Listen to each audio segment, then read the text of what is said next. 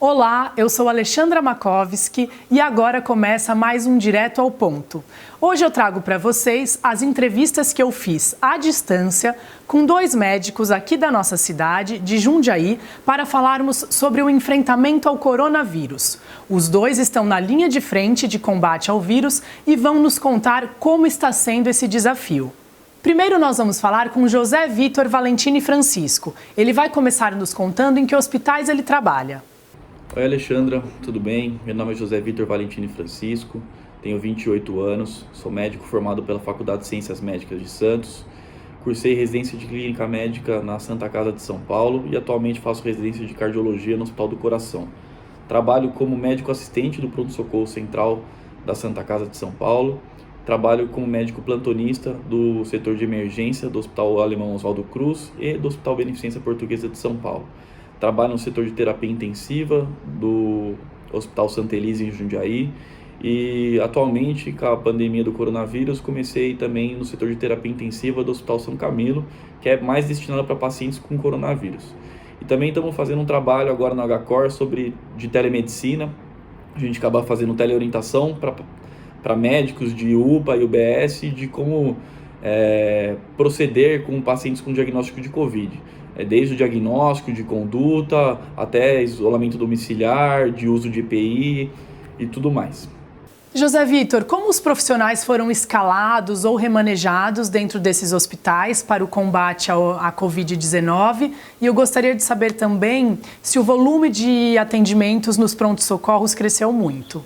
Em todos os hospitais que eu trabalho atualmente, a gente acabou tendo uma mudança de estrutura de atendimento.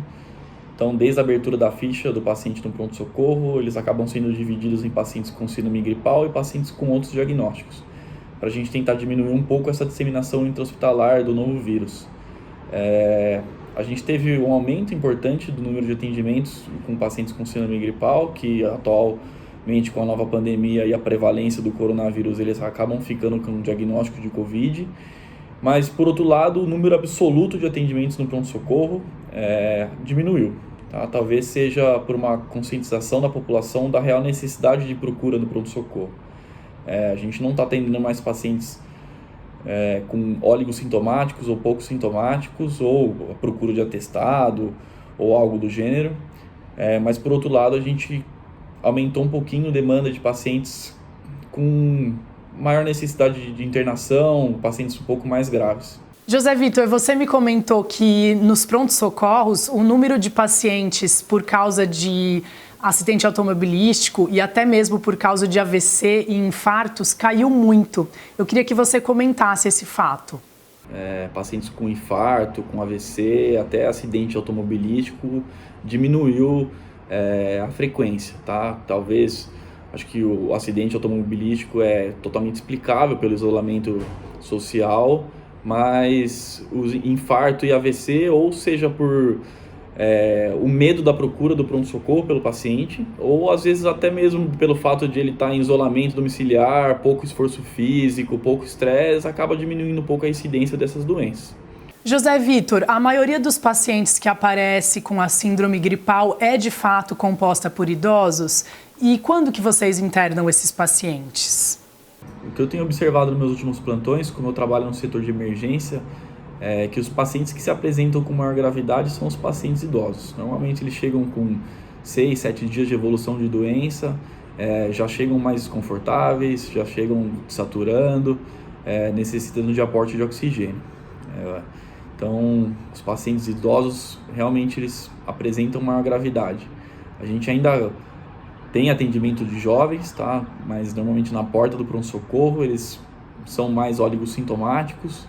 A gente acaba fazendo uma avaliação inicial, solicita exames e normalmente a gente opta por uma conduta mais ambulatorial.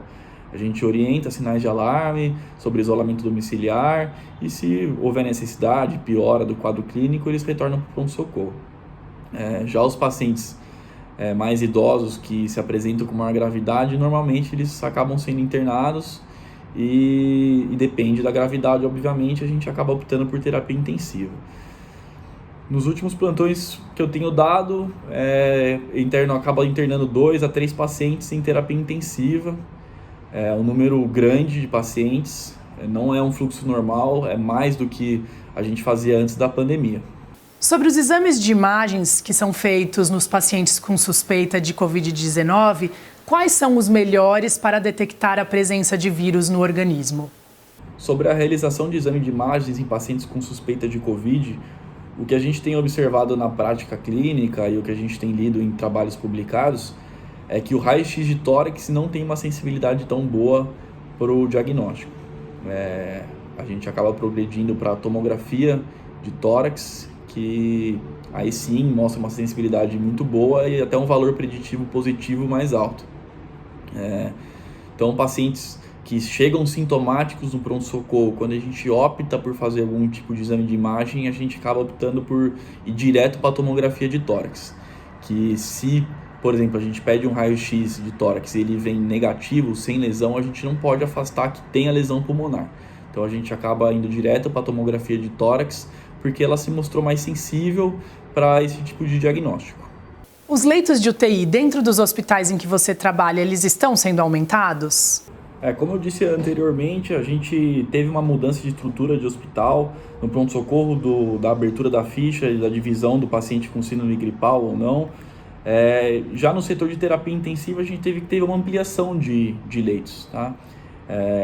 Como eu falei, a gente está tendo maior demanda de pacientes com diagnóstico de Covid, pacientes mais idosos, mais graves, que acabam internando em leito de terapia intensiva. Então, a gente está tendo que ampliar. O que eu tenho visto na maioria dos hospitais que eu trabalho também é que está sendo ampliado os leitos de terapia intensiva. Algumas enfermarias estão sendo desligadas, digamos assim, e sendo montados leitos de terapia intensiva. Tá? Quase a totalidade de hospitais está acontecendo isso. Aqui em São Paulo, como é o epicentro da epidemia, que é o maior número de casos, quase todos os hospitais que eu trabalho, as UTIs estão ficando superlotadas e estão necessitando de mais leitos de terapia intensiva. Então, o que a gente tem observado é que estão sendo criados mais leitos para essa alta demanda que está tendo atualmente. Você poderia comentar os remédios que estão sendo testados para possivelmente servirem de tratamento para a Covid-19? Sobre a terapia medicamentosa do novo coronavírus, esse é um tema bastante polêmico. A gente não tem nenhuma droga que se mostrou eficaz para o tratamento específico desse vírus. A gente tem algumas drogas que estão em investigação, estão em estudo. Tem um antiviral que chama Remdesivir. Tem um antimalárico, que é a hidroxicloroquina, que foi avaliado em alguns pequenos estudos com pouca relevância estatística, que mostrou que tem algum benefício. E, ultimamente, o Ministério da Saúde acabou liberando para uso em pacientes graves. Tá? Então, o que a gente tem observado é que pacientes que são mais graves, que são internados em leitos de terapia intensiva, que normalmente são entubados, que precisam de ventilação mecânica, a gente acaba usando hidroxicloroquina, tá? Em associação a outros antimicrobianos. A gente acaba entrando com terapia contra pneumonia bacteriana sobreposta, que em alguns casos desenvolvem também uma infecção bacteriana e a gente acaba entrando com ceftriaxone, com azitromicina. Tá? Então, a gente acaba fazendo uma terapia mais ampla pelo paciente estar mais grave e para a gente acabar fazendo uma cobertura maior. Tá? Mas a hidroxicloroquina não é uma droga que está sendo amplamente usada. Tá? Normalmente ela está sendo usada em terapia intensiva. No pronto-socorro a gente não prescreve. Tá? A gente não prescreve para paciente ambulatorial essa droga. Ela é usada só no setor de terapia intensiva para pacientes selecionados. Estão sendo feitos alguns estudos, tá, para a gente avaliar se realmente é eficaz, para ver se a gente vai ampliar o uso dessa medicação, mas atualmente a indicação de uso é essa, pacientes mais graves, como o Ministério da Saúde deixou claro. Tá? No HCOR está sendo realizado um estudo junto com o Albert Einstein, com o Sírio-Libanês e com a Rede Brasileira de Pesquisa em Terapia Intensiva, junto com o Ministério da Saúde. Então está sendo realizado esse estudo, eles estão com proposta de avaliar 1.300 doentes para ver se a hidroxicloroquina realmente é uma droga eficaz para o tratamento do novo coronavírus. Então, o que a gente vê no HCOR, por exemplo, é que os pacientes que acabam usando essa droga são os pacientes que são incluídos nesse estudo. Tá? Então, acho que é bom a população se conscientizar que não é uma droga ainda que está firmada para o tratamento, é uma droga que está em pesquisa, é uma droga que a gente usa só em setor de terapia intensiva e que não é uma droga que é isenta de efeito colateral. Então tem que ficar esperto. A única terapia que até agora se mostrou eficaz no controle e na diminuição de casos é isolamento social, tá? Que a gente diminui um pouco a disseminação, diminui um pouco o contágio, a gente consegue reduzir o número de pacientes contaminados, a gente consegue reduzir os pacientes que procuram pronto-socorro com maior gravidade, porque na atual pandemia a gente já está com superlotação de leitos de terapia intensiva, então a gente precisa diminuir um pouco os pacientes que procuram serviço para a gente conseguir dar melhor assistência para esse tipo de doente. Então, a terapia mais eficaz no momento, o que comprovado aí é isolamento social e o que é recomendado para se fazer. Obrigada, José Vitor, pelas informações. E como disse o nosso entrevistado, vamos ficar em casa, vamos respeitar o isolamento social, porque, por enquanto, essa é a medida mais eficaz para desacelerarmos o contágio. Agora eu vou conversar com a médica Luciana Paniza. Lu, conta para nós, qual é a sua especialidade e em quais hospitais você trabalha? E você, através da sua especialidade, você está na linha de frente de combate ao vírus? Olá, Alexandra. Parabéns pelo programa, parabéns pela iniciativa e muito obrigada pelo convite. Meu nome é Luciana Paniza, eu tenho 39 anos, sou médica radiologista com especialização em radiologia pediátrica. Eu trabalho nas cidades de Jundiaí, Campinas e Francisco Morato. Eu trabalho em uma rede de laboratórios e trabalho em um hospital regional do estado de São Paulo. O meu trabalho, basicamente, é realização de ultrassonografia de maneira eletiva e dentro de hospital, e eu também faço laudos de tomografia dentro do hospital regional. Portanto, a radiologia faz parte da linha de frente no combate ao Covid-19, porque a realização desses exames complementares, principalmente a realização da tomografia computadorizada do tórax, ajuda muito no raciocínio diagnóstico e nos casos suspeitos de Covid-19. Lu, você pode explicar por que os exames de imagem que você faz são tão importantes no diagnóstico, tendo em vista que, por enquanto, a confirmação da Covid pelos testes de mucosa e de sangue demora para sair? Atualmente, estão em falta os exames que detectam o vírus no nosso organismo, ou seja, o exame de PCR, ou mesmo o exame que detectaria os anticorpos no nosso organismo, que seria o exame sorológico. Com isso, a avaliação radiológica dos casos suspeitos de Covid-19 é fundamental. O primeiro exame sempre a ser realizado é o raio-x de tórax, e a tomografia de tórax tem um papel importantíssimo também na avaliação desses casos, porque ela pode demonstrar alterações sutis, leves, que não aparecem na radiografia de tórax e que, de acordo com o contexto clínico e epidemiológico do paciente, sugere fortemente que se trata de um caso de Covid-19. Por isso que a radiologia tem um papel importante na avaliação dos casos suspeitos e participa, sim, da linha de frente na atuação da pandemia. Lu, você pode falar sobre a falta dos equipamentos de proteção individual, os chamados EPIs? Como radiologista, eu também tenho que usar os equipamentos de proteção individual, os EPIs, porque eu entro em contato muito próximo com o paciente na realização das ultrassonografias, dos pacientes suspeitos ou mesmo confirmados, ou mesmo dos pacientes nas UTIs, ou então eu também entro em contato quando eles vão realizar o exame de tomografia no setor que eu trabalho. E um aspecto atual dessa pandemia é a falta de EPI, é a falta de equipamento de proteção individual para os profissionais de saúde e para as equipes de saúde.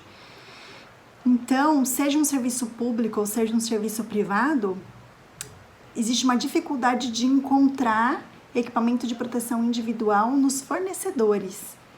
E Essa semana, no hospital que eu trabalho, por exemplo, a solução encontrada foi comprar capa de chuva para funcionar como um avental de proteção, porque realmente não existe mais aonde comprar alguns tipos de EPI. E Lu, como é que você está se sentindo perante este desafio?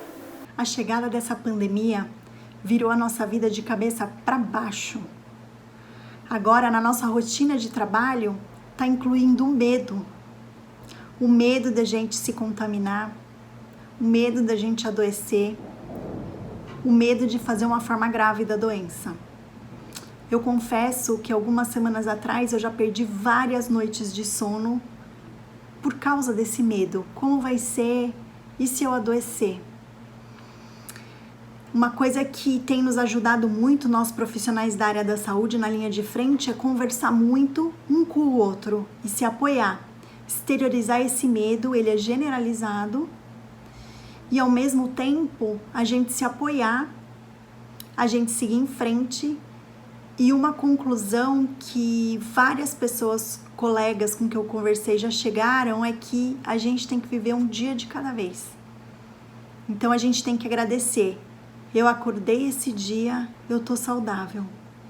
Eu cheguei em casa, tenho que fazer todo o ritual de desinfecção, tô sem sintoma, graças a Deus.